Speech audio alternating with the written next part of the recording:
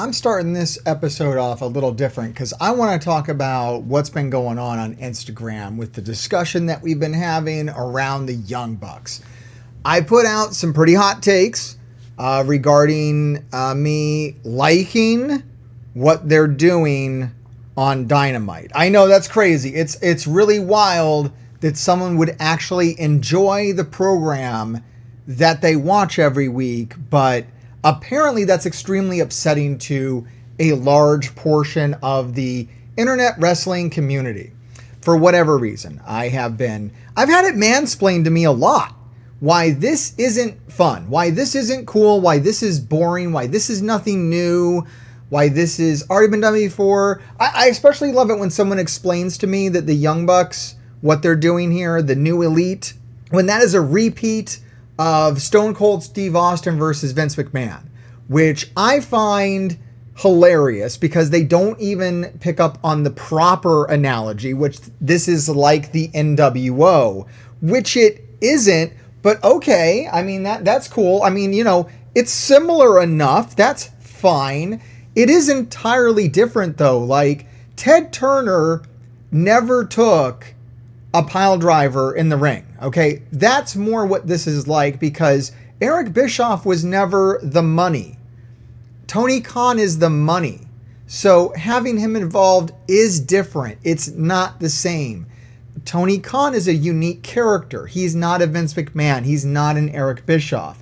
It's interesting for that reason. It's new for that reason. The actual guy whose actual money is on the line is the one who's in the ring, getting beat up. And the co-founders, the honest to goodness, legitimate co-founders of AEW Wrestling are the ones that are usurping him. And that's what's different about this. I know it seems like the same thing if you don't give a shit. Like, if you don't give a shit about this, then it's very easy to say that this is the same as something that's happened before. But if you're a fan of AEW Wrestling, then you enjoyed the shit out of the opening of this Dynamite, which was incredible. I love the opening with Tony Khan, and he's talking about how he's going to have to run the show remote because of his injuries, and then the Young Bucks take over the broadcast, and oh my fucking God, the new improved Dynamite opening, I was cracking the fuck up. I thought that was phenomenal. I love the EVP characters. I love the new elite angle. I find it to be interesting and cutting edge. I'm sorry. Maybe I'm a fucking idiot. It's possible. It's absolutely entirely possible. And I watched Stone Cold Steve Austin versus Vince McMahon. Who the fuck didn't? I watched the NWO. It was a different energy. It was a different vibe. It was a different setup. I'm going to get in shit for saying this, but this is more real for me. Stone Cold, Vince McMahon, the NWO, Eric Bischoff was all a bunch of bullshit, in my opinion. Like, obvious bullshit. Fun bullshit, bullshit that we enjoyed, but this is more authentic, in my opinion. It's the actual guy that actually runs the company, Tony Khan, with the actual money, versus the guys who co-started this company with him. Maybe the one guy that I don't want to see get involved in this, that will probably get involved with this, is Jericho. But hey, maybe we got some good news about Jericho. So I'm not going to read any of this shit because all of the low ratings, and this was the lowest rated match of the show, and that's a big surprise, right? We have a Jericho match. More about that later. All of these reviews center around how Buddy Matthews didn't do much. One of these fucking guys talked about the injury angle. Buddy was coughing up blood. Like, legit coughing up blood. And in this day and age, we are conditioned, I guess, as wrestling fans. I don't know if this has always been the case or if this is something new, to diss on a match because a guy gets injured and carries on and works the match, which Buddy did phenomenally well, by the way. The impaler that he took from Adam Copeland was phenomenal. The knee strikes into the jackhammer, amazing, looked fucking great. So this match wasn't horrible by any extent of the imagination. It wasn't bad at all. It was remarkable in the fact that Buddy Matthews took this fucking hit. If a lot of guys would have taken that hit, that match would have been over. There's no fucking way it would have carried on. Maybe Buddy Matthews shouldn't have carried on. If you want to criticize it for that, so be it. But talking shit about this match because it was a little slow or whatnot, it's fucking crazy. It's rude. It's insane. It's literally fucking insane to badmouth a wrestler for being injured in the ring. Like, that's just fucking crazy. I think people here don't know what storytelling is. This match starts dull but becomes interesting after Murphy gets hurt. Due to this bout stays slow, but every spot and move becomes truly painful and involving. It's entertaining watching a match that can end in each moment. Him working through his injury, like IRL injury, I don't think this is a work, guys. Like, I don't think he had a fucking, like, some people watch wrestling like so fucking crazy now. Like, oh, he had a blood tablet. Like, no, that's real blood. He got hit in the fucking liver and he started bleeding. Like, this is bad, right? This is a bad thing. There was a lot of concern. The doctor was called over for realsies. But it does change the match when something like that happens, and it was interesting to see Buddy tough it out, and it does change the dynamic, and I think they still hit all the spots they wanted to do, and it was really, really good. No one's talking about the ending of the match. Did you notice the ending of the match and the cool storytelling moment between Adam Copeland and Malachi Black? I love this shit. This is my favorite stuff, are just these little moments. I'm so glad that they're not playing this out in like a drawn out, promos in the ring. I don't want to hear Adam Copeland talk, deliver some monologue about how the darkness inside of him is taking over and shit. I enjoy this quite a bit. The commentary team is putting this over phenomenally with them talking about how he took the mist. Adam Copeland took this black mist, and now he has this heightened aggression. He's more violent. Malachi Black is whispering in his ear, telling him to hit Buddy Matthews with the chair. Adam Copeland's trying to resist. Is he going to join the House of Black? That's all the fucking story I need for professional wrestling, guys. Maybe I'm a simpleton. I don't know. I've been saying it for a while now, but this is what I like. People claim that AEW doesn't do storytelling. This is storytelling. The House of Black, ever since they've come into AEW, have had a fixation with taking wrestlers and, warping them, changing them, molding them into their image, converting them over to the dark side, bringing them into the House of Black. You never know who the next member of House of Black is going to be. Is it going to be Adam Copeland? I was not a fan of this match since it was announced. Anyone who knows Shibata's history knows that he really should not be taking shots to the head, and unfortunately, FTW rules means that he's likely taking shots to the head. And also, this match sucked! Shibata was no selling to comedic levels, but was selling a moderately powered hockey puck throw, and Jericho can't win on his own. He needs Big fucking Bill to put Shibata through a table. What a fucking joke! This isn't supposed to be a comedy match, but it's comedic. Here's a fucking 1 out of 10. Fuck you, Jericho! Fuck his booking! Wow, this match was so fucking good. Some of my favorite things that Jericho has ever done in the ring. I love this learning tree character. I'm being won the fuck over, man. And I've been saying for a while, like, I'm not enjoying what Jericho's doing. I'm not into this. I wasn't saying he should retire, but like, I get it. I get that people were kind of over his shit.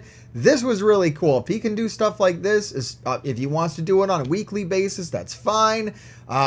Good, solid, fun, hardcore matches that weren't that hardcore. Like, hardcore enough. Like, when he talks about, like, Shibata taking a hockey puck to the face, dude, there's no way to fake throwing a fucking hockey puck in someone's face. That shit hurt. Like, Shibata sold that more than other things because it fucking actually hurt for realsies, guys. What the fuck? Speaking of for realsies, Jericho getting packed up into the corner with the trash can. Shibata's wearing the trash can and pushing Jericho into the corner is one of the funniest goddamn things I've ever seen in my entire life. That was awesome. Getting the headbutts from the trash can. I love the spot where they both sit down cross-legged and are just beating on each other with sticks. This match is so goddamn fun. Big Bill throwing Shibata through the table, pinning him on the wreckage. I mean, guys, look, man. Wrestling's real. Omega is back. And not only is Omega back, but we are setting up Omega versus Okada 5. And if you don't know about Omega versus Okada, this is what brought me back into wrestling. This is what got me watching All Elite Wrestling. I heard about All Elite Wrestling going on. I heard about Kenny Omega. I heard about this Omega versus Okada. It was like the greatest series of wrestling matches ever. And I went back, and before I ever watched any All Elite Wrestling, before I checked out any kind of modern wrestling, I watched Omega versus Okada at Wrestle Kingdom. And these matches, you don't need to watch anything else. You don't have to go and do a bunch of homework on New Japan Pro Wrestling. You don't have to watch a bunch of promos. You don't have to sit through a bunch of, storylines. It's all in the ring. Everything you need to know about Omega versus Okada is in those matches. Go watch those matches. Get ready for this. Get hype. If you haven't done it yet, you owe it to yourself as a professional wrestling fan. I cannot believe there are some people out here calling themselves pro wrestling fans who have never watched Omega versus Okada. That's insane. This is the pinnacle of wrestling. The last thing I want to talk about here before we end this video is I did want to thank everybody that helped us raise money for skatepark.org.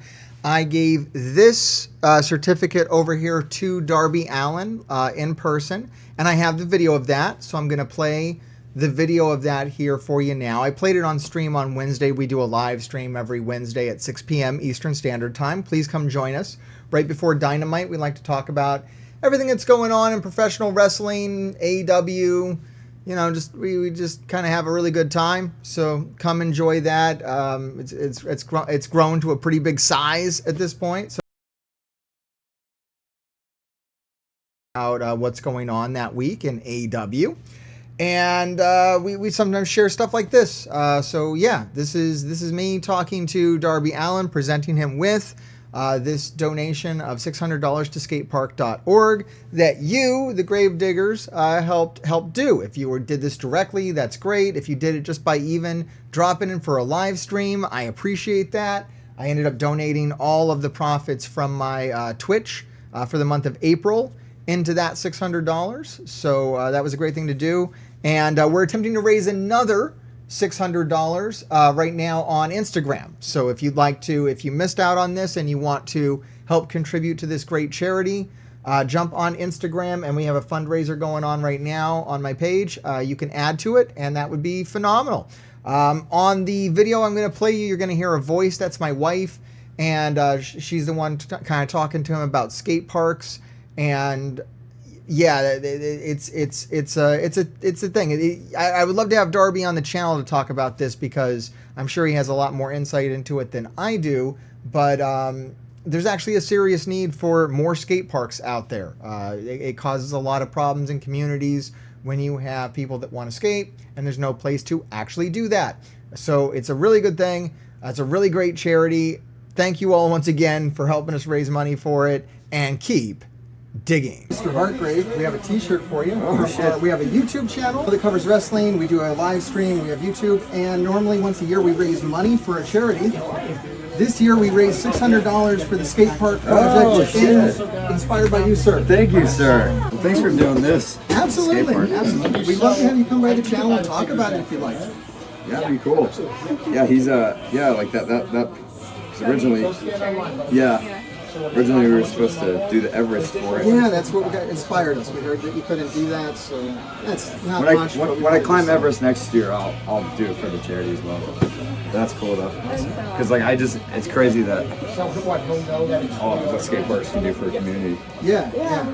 Yeah, I used to skate in New Brunswick, and there was no skate park nearby, so you just end up under a bridge. Oh, now I'm, 14, I'm under a bridge with crackheads, and I'm hurt. Yeah, like there's a lot of under the bridge skate parks, especially in Oregon, that are like a lot of crackheads. Well, there's so many places you're not allowed to skate, so you have to go where the cops don't go. Yeah. And then when you they get build a hurt lot or of cool something- obstacles under the bridge at these skate parks, so it's pretty cool. But yeah, that's nice.